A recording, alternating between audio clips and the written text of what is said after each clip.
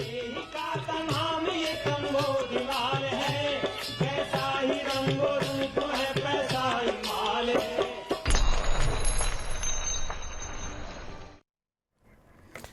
नमस्कार, मैं हूं शुभम शंकरधर। आप देख रहे हैं मनी 9। स्वागत है आपका दिन के prime time show money central में। दिन की सारी बड़ी खबरों के, जरूरी खबरों के विश्लेषण के लिए मेरे साथ स्टूडियो में मनी 9 के एडिटर अंशुमान तिवारी जी जुड़ गए। सर, बहुत स्वागत है आपका। अंशुमान जी से चर्चा शुरू करें उससे पहले आपको बता दें आज कौन सी बड़ी खबरें शामिल हैं हमारे शो में। एमफी का डेटा आया, बंद होने से ज्यादा खुले सिप के खाते, ये बताया। कितने ज्यादा खुले, क्या बता रहा है ये ट्रेंड, ये समझेंगे। भारत ईयू के एफटीए पर बात बनना अब मुश्किल। 2 साल पहले की दिवाली पर इस पर सहमति बनने की उम्मीद थी, उसके बाद दिवाली हो गई, होली हो गई, अगली दिवाली हो गई, सहमति नहीं बनी और अब तो चुनाव सामने। तो लगता है कि अब ये सरकार शायद एफटीए पर सहमति नहीं बना पाएगी। क्यों अटक गई ये गाड़ी, ये समझेंगे। क्या उड़ पाएगी जेट एयरवेज, बिल्कुल इस पर एक नया फैसला आया। ये कहा गया कि अब मालिकाना हक दिया जाएगा। एनक्लेट ने क्या कहा, इसमें नई दिशा क्या मिल सकती है जेट एयरवेज को, ये समझेंगे।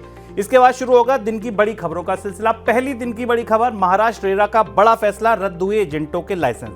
करीब 14,000 एजेंट्स के लाइसेंस रद्द कर दिए गए। बड़ी कार्रवाई है। क्यों हुई ये कार्रवाई, क्या इसका असर होगा, ये समझेंगे।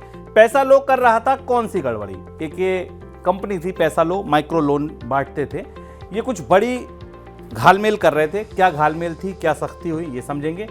और दिन की सबसे बड़ी खबर में भी सबसे बड़ी खबर, छोटे आईपीओ में बड़ी धांधली का शक। जी हां, मेन बोर्ड आईपीओ से इतर जो एसएमई आईपीओ आ रहे थे, जो आपने देखा था पिछले कुछ समय से लगातार बड़े बड़े प्रीमियम पे 100% प्रीमियम पर जो लिस्टिंग हो रही थी, अब उनमें कुछ धांधली का शक है। क्या है ये पूरा मामला, क्या कहा सेबी ने, आगे क्या इसका असर होगा आने वाले आईपीओ पर, ये सब कुछ समझेंगे दिन की एक और बड़ी खबर में। महंगाई के आंकड़े होंगे, अमेरिका का बजट होगा, झटपट और खबरें होंगी, पूरा सुपर पैक बुलेटिन है। शुरुआत सिप की खबर के साथ। फरवरी के दौरान नए खाते की संख्या बंद होने वाले खातों के मुकाबले 2.3 गुना ज्यादा है। एमफी के आंकड़ों के मुताबिक नए और बंद खातों का अनुपात 27 महीने के उच्चतम स्तर पर था।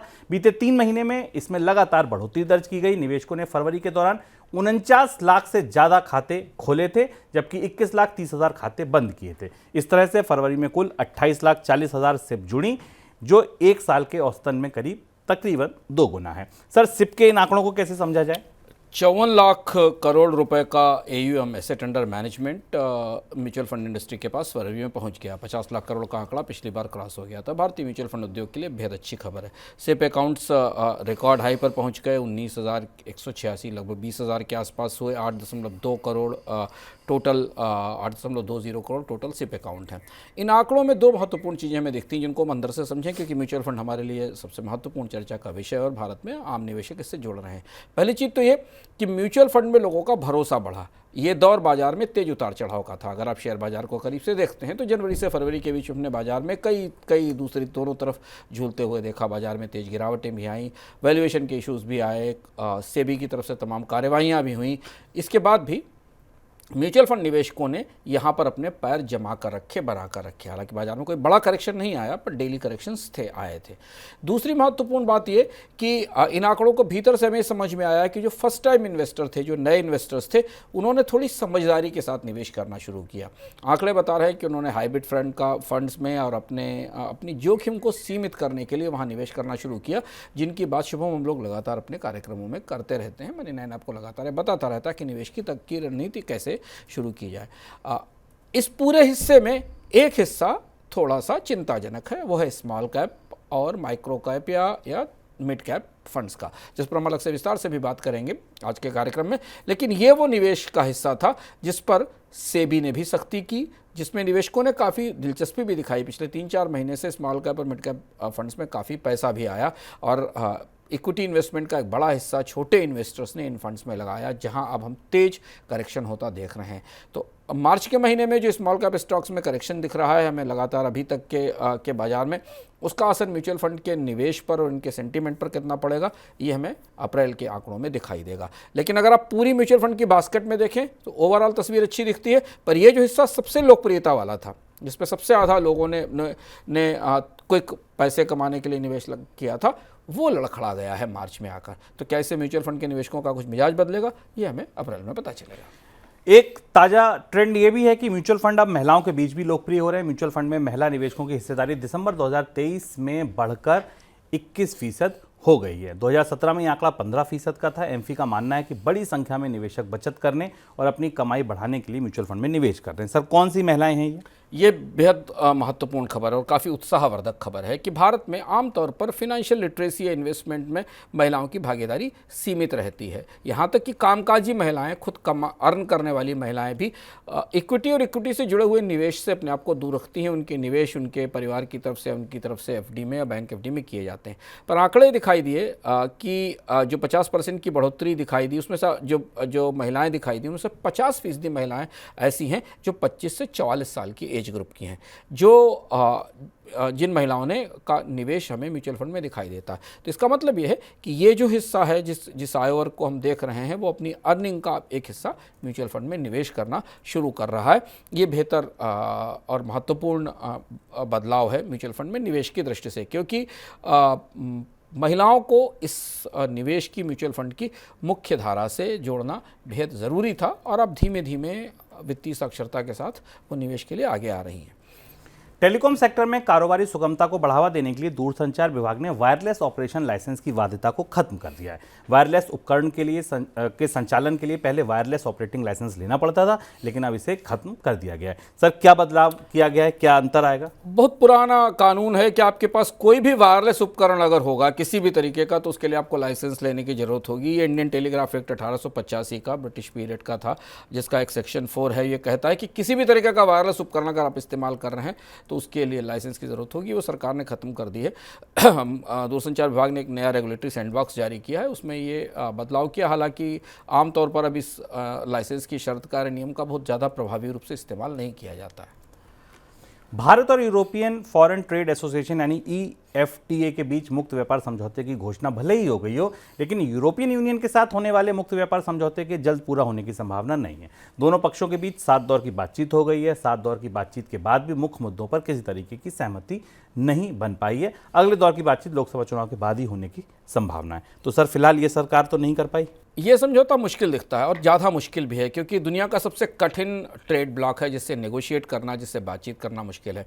कल जब हम EFTA के पर बातचीत कर रहे थे, जिसमें स्विट्जरलैंड, लिंचेनस्टीन और जैसे देश शामिल हैं, तब हमने आपको बताया था कि EU सबसे बड़ा टेस्ट होगा। और फिलहाल अब ऐसी स्थिति दिखाई दे रही है कि UK और EU, यूरोप के 2 सबसे महत्वपूर्ण FTA, जो पिछले लगभग 2 साल से अलग अलग समय पर चर्चाओं में आते रहे हैं, वहाँ हमें कोई सफलता मिलती नहीं दिखाई दी। UK में तो चुनाव होने वाला और भारत में भी चुनाव हो रहा है, इसलिए वहाँ कोई सहमति नहीं बनती दिखाई दे रही। 27 देशों का जो EU ब्लॉक है, इसमें बहुत सारे विवादित मुद्दे अभी भी फंसे हुए हैं। टेक्सटाइल को लेकर, लेबर को लेकर, कार्बन को लेकर तो भारत ने और EU के बीच में टकराव ही दिखाई दे रहा है। WTO के मंच पर भी भारत और EU 2 अलग अलग मोर्चों पर खड़े हुए हैं। तो अभी यूरोपियन यूनियन के साथ व्यापार समझौते जैसी कोई परिस्थिति बनती नहीं दिख रही है। RBI के नियमों का पालन करने के लिए आदित्य बिरला कैपिटल ने अपनी NBFC company Aditya Birla finance का स्वयं में विलय करने की घोषणा की है। विलय के बाद आदित्य बिरला कैपिटल एक होल्डिंग कंपनी से ऑपरेटिंग NBFC में बदल जाएगी। सर, क्यों किया ऐसा? नए पुनर्गठन हो रहे हैं लगातार। इस व्यवस्था में रिजर्व बैंक के नए नियम हैं, जिसके हिसाब से जो NBFC कंपनीज हैं, उन्हें अपने कारोबार के तौर तरीके बदलने पड़ेंगे। और इसलिए आदित्य बिरला कैपिटल का amalgamation Aditya Birla finance limited में हो गया है और ये कंपनी अब एक ऑपरेटिंग नॉन NBFC कंपनी के तौर पर सामने आएगी। इस प्रक्रिया को रिजर्व बैंक के निर्देशों के तहत लागू किया गया। हमने हाल में भी देखा है कि कई सारे और भी क्षेत्रों में, NBFC के क्षेत्रों में रिजर्व बैंक के नियमों के हिसाब से पुनर्गठन हो रहे हैं।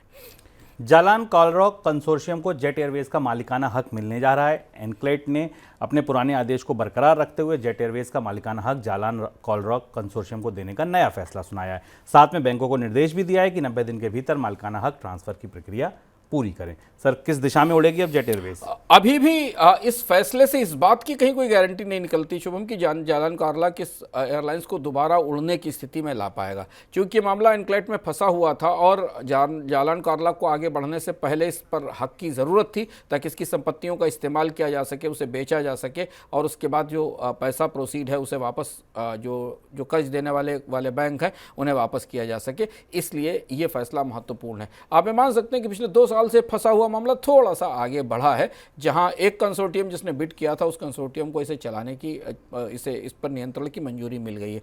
लेकिन इधर एविएशन स्पेस में खासी उथल पुथल है। आज भी हमने देखा स्पाइस जेट के स्टॉक्स में तेज गिरावट आई। इंडिगो के प्रबंधन तंत्र में विवाद के कारण उसके प्रमुख प्रमोटर्स ने अपनी हिस्सेदारी बेची। ऐसी स्थिति में जालान कार्लक कितना पैसा लगाकर इस कंपनी को उबार पाएंगे और जेट एयरवेज जो भारत की फुल सर्विस एयरलाइन हुआ करती थी, कभी वो दोबारा उड़ पाएगी, उसके कोई संकेत हमें इस फैसले से नहीं मिले। इस बीच खुदरा महंगाई के आंकड़े आए। खुदरा महंगाई के नंबरों में अगर आप देखें तो मामूली कमी जरूर दिखी है, लेकिन सब्जियों के मोर्चे पर चिंता जारी है। सब्जियों की कीमतों में बेतहाशा बढ़ोतरी देखने को मिली है। सर, क्या कुछ बता रहे हैं रिटेल महंगाई के आंकड़े? महंगाई का आंकड़ा पिछले महीने के बराबर है। जनवरी में 5.1% था और अब 5.9%, 5.09% के आसपास है। पर आंकड़े के भीतर हमेशा महंगाई के आंकड़ों में के भीतर कई महत्वपूर्ण जानकारियां छिपी रहती हैं। इस गिरावट की वजह खाद्य तेल की कीमतों में कमी है, जिसमें करीब 13% 13 से 14% की तेज कमी दिखाई दी है इस महीने में, जिस महीने में महंगाई कम हुई है। लेकिन अगर आप बाकी सारे आंकड़ों को देखें, जो आंकड़े मेरे सामने खुले हैं, सीरियल्स यानी अनाज की महंगाई 7% से ऊपर बनी हुई है। एग्स की महंगाई करीब 11% के आसपास बनी हुई है। वेजिटेबल्स, जैसा शुभम ने बताया, 30% से ऊपर महंगाई की दर दिखाई दे रही है।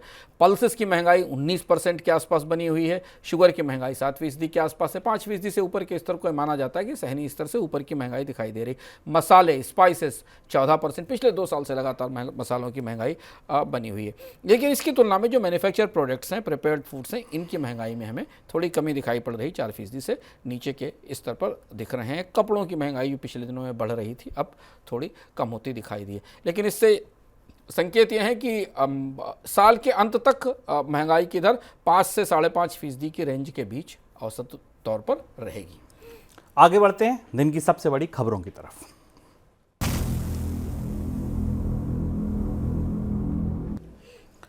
Maharashtra real estate regulatory authority यानी महाराष्ट्र का रेरा ने लगभग 14,000 रियल एस्टेट एजेंट्स का रजिस्ट्रेशन रद्द कर दिया। महाराष्ट्र रेरा ने इन एजेंट्स का लाइसेंस समाप्त होने पर यह सख्त कदम उठाया है। अगर ये एजेंट प्रॉपर्टी ब्रोकर के तौर पर दोबारा काम करना चाहते हैं तो उन्हें ट्रेनिंग पूरी करनी होगी और सर्टिफिकेट हासिल करना होगा। क्या असर होगा सर इस फैसले का? ये बेहद महत्वपूर्ण फैसला है और महाराष्ट्र रेरा बाकी रेरा में जो अलग राज्यों के रेरा उनकी तुलना में खासे आगे बढ़कर फैसले कर रहा है और ये फैसले पूरे देश में नज़ीर के तरीके से बनने चाहिए। महाराष्ट्र रेरा ने जिन 13,785 एजेंट्स को काम करने से और ज़मीनों और मकानों की खरीद फरोख्त से रोका है, उसमें सबसे बड़ी संख्या मुंबई की है।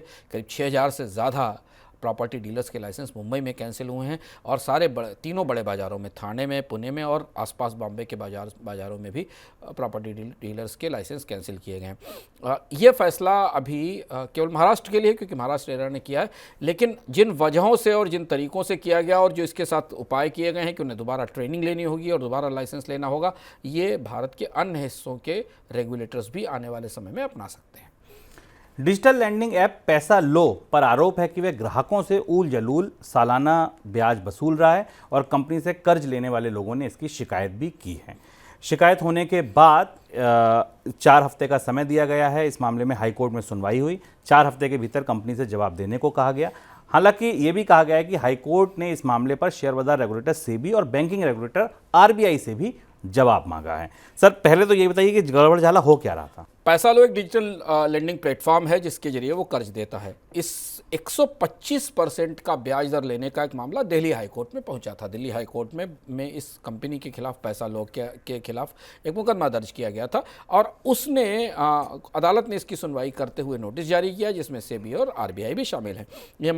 आरोप यह था कि 15 करोड़ के आसपास का जो लोन था उस पर 125% के आसपास का ब्याज लगाया गया, जिससे वो 23 करोड़ रुपए का हो गया।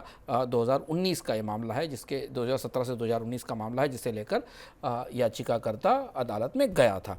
अब यहाँ से डिजिटल लेंडिंग के पूरे प्रोसेस में एक बड़ी चुनौती दिखाई देती है भीतर से, जिस पर आरबीआई पहले से ही सख्ती कर रहा है और डिजिटल लेंडिंग ऐप्स को लेकर या डिजिटल लेंडिंग प्लेटफॉर्म्स को नियंत्रित करने की कोशिश कर रहा है। 125% ब्याज दर कैसे जस्टिफाइड है? सेबी क्या कहता है, क्योंकि सेबी को भी इसमें शामिल किया गया, मार्केट की कंपनी है, और इसके अलावा आरबीआई इस पर क्या जवाब देता है, इसका इंतज़ार रहेगा। लेकिन इससे एक चीज़ खुलकर सामने आ गई है कि जितनी भी लेंडिंग ऐप लेंडिंग प्लेटफॉर्म है, वहाँ पर ब्याज दरों को लेकर बिल्कुल पारदर्शिता नहीं है। पूंजी बाजार नियामक सेबी ने एक चौंकाने वाला खुलासा किया है। सेबी की चेयरपर्सन माधवीपुरी बुच का कहना है कि एसएमई सेगमेंट में आईपीओ के शेयरों की कीमत में बड़े हेराफेरी के संकेत मिले हैं। बुच ने निवेशकों को सावधान रहने की सलाह दी और कहा है कि बाजार में तेजी से कुछ बुलबुले हैं जो कभी भी फूट सकते हैं। सर, क्या दिखाई दे रहा है सेबी को? ये बात हम लोग लगातार अपने मनी सेंट्रल के कार्यक्रमों में बताते रहे हैं कि आईपीओ मार्केट में सब कुछ ठीक ठाक नहीं चल रहा है, और ख़ास तौर से जो एसएमई के आईपीओ हैं, जिनको कि स्मॉल बोर्ड के आईपीओ कहते हैं, जिनका आकार छोटा होता है, उनमें हमने आपको लगातार बताया, हमारे शो में वहाँ के आईपीओ में जुड़े हैं तो आपको वहाँ भी जानकारी मिलती रहती है बराबर कि इनके सब्सक्रिप्शन बढ़ाकर दिखाए गए, इनकी लिस्टिंग को बढ़ाकर दिखाया गया, और उसके बाद इनमें लिस्टिंग गेंस के लिए इनकी कीमतें ऊपर बढ़ाई गई। अंततः ये बात खुलकर सामने आ गई। सेबी चेयरमैन ने कहा कि स्मॉल कैप और मिड कैप में और स्टॉक्स में भी और इन आईपीओज़ में भी एक किस्म का बबल बन रहा है, और इस बबल को रोकने की ज़रूरत है। उन्होंने ये स्पष्ट रूप से कहा कि सेमी लिस्टिंग में फ्रॉथ है, और फ्रॉथ का मतलब झाग है, फेना है, बबल है, जिसका फ़ायदा उठाने की कोशिश की जा रही। ये बैक टू बैक दूसरा फैसला है। इससे पहले सेमी स्टॉक्स और मिड कैप के ऊपर भी सेबी ये कह चुका है कि सेमी और जो स्मॉल कैप और मिड कैप स्टॉक्स हैं बाजार में, उनकी कीमतें तर्कसंगत नहीं हैं, उनके वैल्यूएशन बहुत ज़्यादा है, और अब हम इस तरफ मुड़े। तो इसका असर ये होगा कि आने वाले समय में जो इस रास्ते से जो छोटे छोटे आईपीओ आते थे, इनका जो एक्सुबरेंस है या जो इनका उत्साह है, इस पर असर पड़ेगा। ये भी देखने की बात है कि सेबी क्या इसके आगे भी कोई कार्रवाई करेगा, क्योंकि ऐसे संकेत दिए गए हैं कि जो स्मॉल कैप और मिड कैप स्टॉक्स हैं, इनकी प्राइसिंग के नियमों को लेकर भी सेबी एक नए तरीके की व्यवस्था लाने की कोशिश कर रहा है, इनके वैल्यूएशन को लेकर भी कुछ लाने की कोशिश कर रहा है, जिसमें सेबी चेयरमैन ने संकेत दिया कि वो इस मामले में स्टेक होल्डर से चर्चा करेंगे। सर, अब आने वाले आईपीओ पर किस तरीके का असर पड़ता दिख सकता है? अभी सेबी ने प्रतिबंध नहीं लगाया किसी आईपीओ पे, ऐसा तो नहीं हुआ कि किसी आईपीओ पर प्रतिबंध लगाया, लेकिन नियामक ने इस बात के संकेत तो दे ही दिए कि जो आने वाले आईपीओ हैं उनमें आपको संभल कर सतर्क रहने की ज़रूरत है, और ये भी कहा गया कि डिस्क्लोजर नॉर्म्स ज़्यादा बेहतर किए जाने चाहिए, और इस बबल को रोकने की कोशिश करनी चाहिए। तो निवेशकों को ये बात सुननी चाहिए। अगर आप आईपीओ में और खासतौर से एसएमई आईपीओज़ में निवेश कर रहे हैं, तो आप ध्यान रखें कि उनमें उनके वैल्यूएशन बेहद तर्कसंगत नहीं होते हैं। कल हमने आपसे कहा था कि अमेरिका का बजट आएगा, और अमेरिका का बजट आ गया है। 7.3 लाख करोड़ रुपए का बजट पेश किया राष्ट्रपति बाइडेन ने।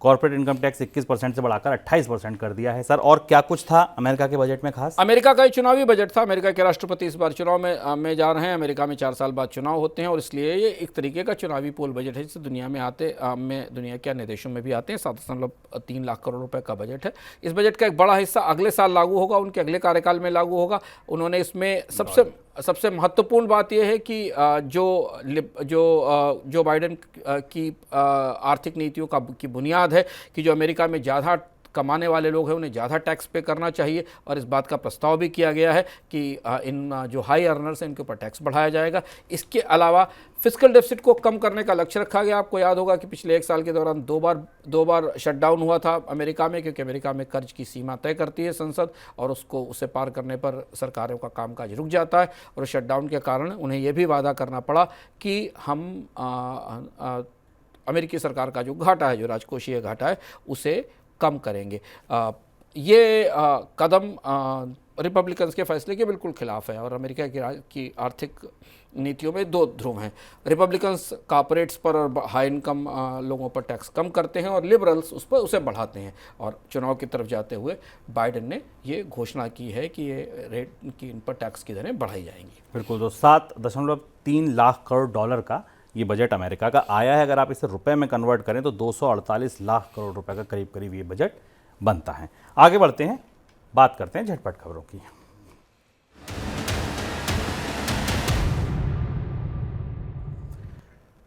देश की सबसे बड़ी एयरलाइन इंडिगो का परिचालन करने वाली इंटरग्लोब एविएशन में से एक प्रमोटर राकेश गंगवाल ने खुले बाजार में इंडिगो के 2.25 करोड़ शेयर बेचे हैं। बेचे गए शेयर 5.83% हिस्सेदारी के बराबर हैं। इसकी बिक्री गंगवाल को 6,785 करोड़ रुपए देगी। अन्य प्रमोटर राहुल भाटिया के साथ विवाद होने के चलते गंगवाल ने अपनी हिस्सेदारी बेची है। क्रिप्टो करेंसी बिटकॉइन का भाव पहली बार $72,000 के पार पहुंच गया। बिटकॉइन में लगातार छठे सत्र में तेजी देखने को मिली। अमेरिकी एक्सचेंज ट्रेडेड फंडों में बड़े पैमाने पर निवेश की वजह से बिटकॉइन इस साल करीब 70% तेज हो चुका है। दूसरी ओर ईथर, सोलाना और एवेलांस जैसे छोटे टोकन में भी तेजी है। पेट्रोल और डीजल रिटेलिंग में निजी कंपनियों की हिस्सेदारी घट रही है। इस साल फरवरी में पेट्रोल की बिक्री में प्राइवेट सेक्टर की 3 कंपनियों की कुल हिस्सेदारी घटकर 8.7% रह गई, जो एक साल पहले 10% थी। डीजल बिक्री में प्राइवेट कंपनियों की हिस्सेदारी 9.3% रही, जो 2 साल पहले 10.8% थी। जीओबीपी, नायरा एनर्जी और शेल अब तक उस बाजार में हिस्सेदारी पूरी तरह हासिल नहीं कर सकी हैं, जो इन्होंने 2022 में रूस यूक्रेन युद्ध की शुरुआत के बाद छोड़ दी थी। ट्रक, बस और रेडियल टायरों की कीमतों के प्रति जोड़ी 500 से 800 रुपये तक की कटौती की गई। अपोलो और जेके टायर ने टायरों की कीमत 1.5 से 2% तक घटाई है। 16 इंच से अधिक रिम व्यास वाले रेडियल टायरों का इस्तेमाल बसों, लॉरी और ट्रकों में किया जाता है। कीमतों में कमी के कारण अपोलो, जेके टायर और एमआरएफ के टायर पर फोकस रह सकता है। भारत अभी भी हथियार आयात करने वाला दुनिया का सबसे बड़ा देश बना हुआ है। वित्त वर्ष 2014 से 18 और 19 से 23 के बीच इसके आयात में 4.7% की वृद्धि हुई है। स्वीडन के शोध संस्थान स्टॉकहोम्स इंटरनेशनल पीस रिसर्च इंस्टीट्यूट ने अपनी रिपोर्ट में ये जानकारी दी। रूस भारत का मुख्य हथियार आपूर्तिकर्ता बना हुआ है। 2019 से 2023 के बीच यूरोपियन देशों के हथियारों के आयात का लगभग 55% हिस्सा अमेरिका ने आपूर्ति किया था। सर, कोई टिप्पणी आपकी? 2 महत्वपूर्ण खबरें। एक तो बिटकॉइन की कीमतों में तेजी लगातार बनी हुई है और जो आंकड़े हमें मिल रहे हैं वो थोड़े चौंकाने वाले हैं। माना जा रहा है कि बिटकॉइन में तेजी का एक दौर अभी शुरू हुआ है। जो ताज़े आंकड़े अब निकल कर आए हैं ETF फंड्स के सक्रियता के कारण, क्योंकि बिटकॉइन में ETF फंड में ट्रेडिंग होने लगी है, तो माना जा रहा है कि नई पूंजी और आने वाले समय में आएगी और कई मिलियनर दुनिया में जो अमीर लोग हैं वो अब धीमे धीमे बिटकॉइन की तरफ अपने सरप्लस फंड्स को लाना शुरू करेंगे, क्योंकि अब एक्सचेंज ट्रेडेड फंड्स में निवेश शुरू हो गया है। और चूंकि ब्याज दरों को लेकर अभी असमंजस बरकरार है पूरी दुनिया में, गोल्ड की कीमतें लगातार ऊपर चढ़ी हुई हैं, तो इसलिए बिटकॉइन को मिलने वाला सपोर्ट और बिटकॉइन की कीमतों में आने वाले समय में बढ़ोतरी हो सकती है, ऐसा विशेषज्ञ मान रहे हैं। और दूसरी खबर भारत में हथियारों के आयात को लेकर। पिछले 2-3 साल में, 4 साल में भारत में हथियारों के निर्माण को लेकर और हथियारों पर में निवेश को लेकर तमाम कोशिशें हुई हैं, जगह जगह जोन भी बनाए गए हैं, लेकिन फ़िलहाल अच्छे और हाई क्वालिटी और सोफिस्टिकेटेड हथियारों पर भारत की निर्भरता आयात पर बनी हुई है, इस आंकड़े ने हमें बताया है। तो ये था हमारा आज का मनी सेंटर। कल फिर आएंगे नए संस्करण के साथ, तब तक के लिए दीजिए इजाजत। नमस्कार। ऐसे ही का तमाम